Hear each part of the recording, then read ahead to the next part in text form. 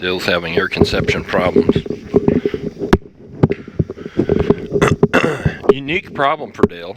Motor that won't run right. Motor.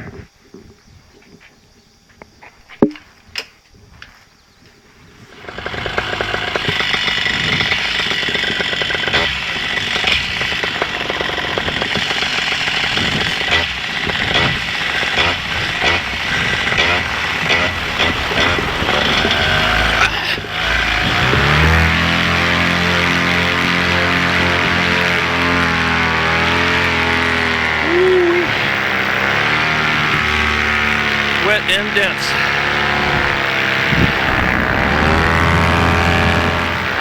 So this is an interesting twist. We're doing a little cross country this morning, and we're inside of Carbondale, Illinois, Class Charlie airspace. I'm sorry, Class Delta airspace. However, because it's not 7 a.m. yet, we're technically in Class Golf because the airspace doesn't open until the towers open. The airspace doesn't become active at that classification, so it reverts in the evening and the night hours to Class Golf, I believe. It's either Class Echo or Class Golf. They do have an approach there, so it's likely Class Echo, but we're down below 700 feet in the transition level, so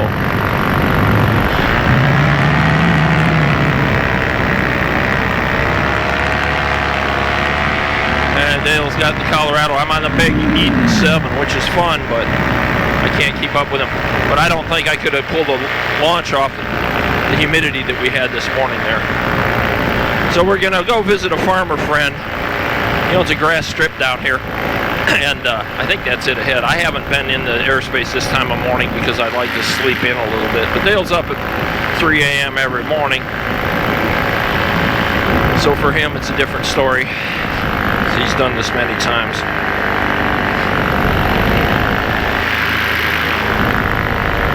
So the trick is to come down here, make a low pass or two, say hi to our farmer friend, and then get back out of the airspace before it becomes active at 0700 local time.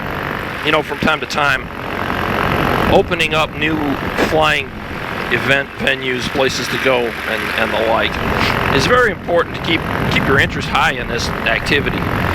If you're not out there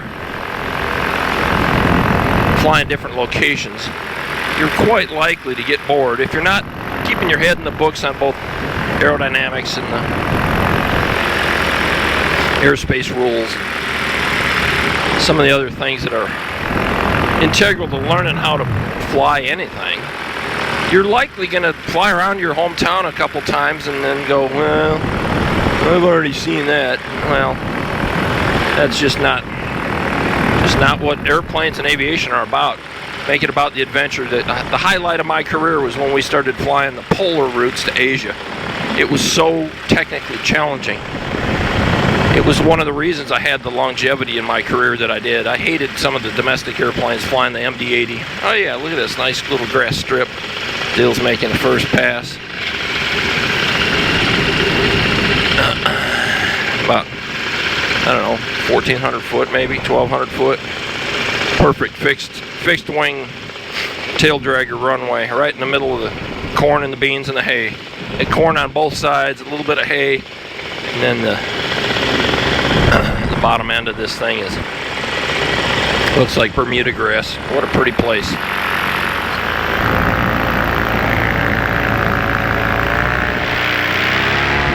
The cattle, old homestead, oak trees, farmhouse is long since gone. In Texas, we'd call this a tank, but it looks like a retention pond to me. You got corn, no power lines that I see. A little alfalfa here. Oh, that's green or soybeans. Oop, deer. Sorry, deer. Didn't see you there, buddy. I try not to scare the deer, but man, I sure enjoy seeing them.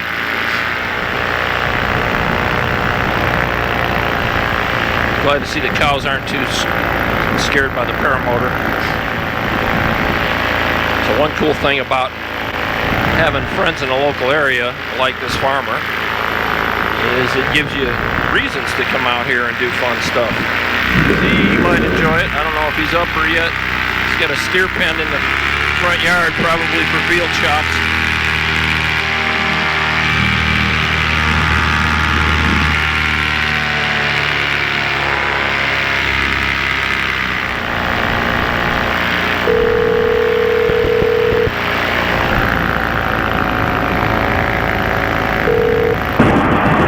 Hey, your farmer buddy's out on the front porch out there in front of the tool shed. Yeah, I saw him. Okay, cool. So we filled the square, we're heading out of the airspace? Alright. Say again? We're heading out now? I'm going to do one pass and then head out, unless it's getting close to 7.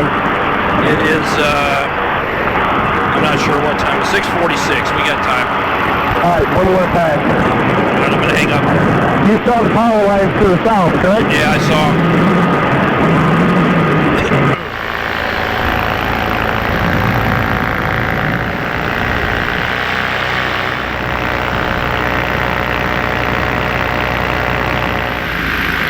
Alright, so mission accomplished.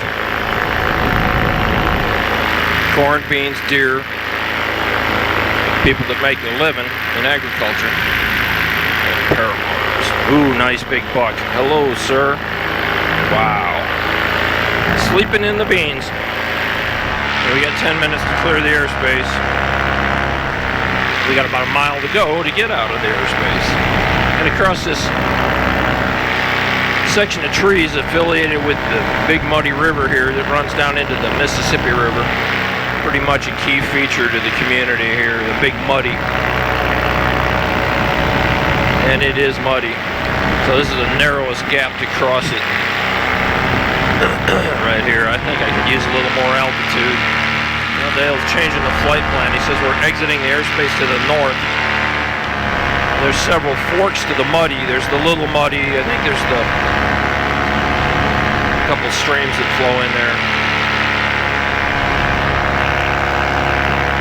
It's pretty much power line free. You can get down in there if you wanted to, but man, you have a motor out, you are in the mud. Ugh. Much rather land in a bean field. And right about here we are pretty close to officially out of the airspace. Maybe the other side of the big muddy here. Exiting out to the northeast, and they're going to activate the tower. They don't have an approach radar there, so most of the aircraft that arrive on instrument flight plans come in through Kansas City Center airspace. Kansas City Center is the controlling agency, and they hand them off to the tower. And if it's instrument conditions at Carbondale there, they'll shoot the approach and either land or make the missed approach and then get handed off back to Kansas City. But Carbondale does not have approach control radar, so they pretty much rely on the position reports of the pilot and visual sighting of the aircraft to make the system work, close the IFR flight plan. We exit the airspace because we're honorable, not because we worry about getting caught, because I don't think they could get a radar signature on a paraglider if they did have radar. Maybe I'm wrong. I'd be interested to know if primary ATC radar can find a target on a paramotor on any given Sunday. If you know the answer, leave me a comment. Anyhow, take care from Southern Illinois. The adventure continues. Yeah, these poor farmers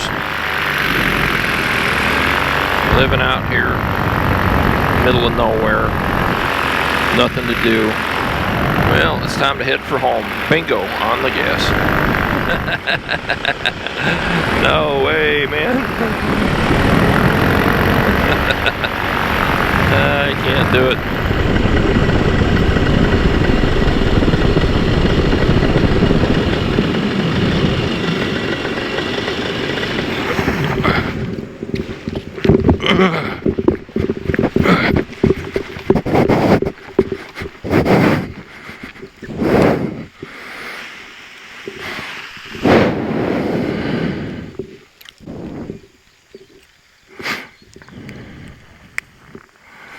That sucked.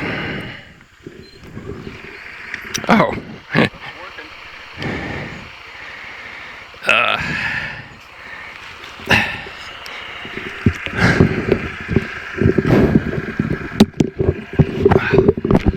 Foggy.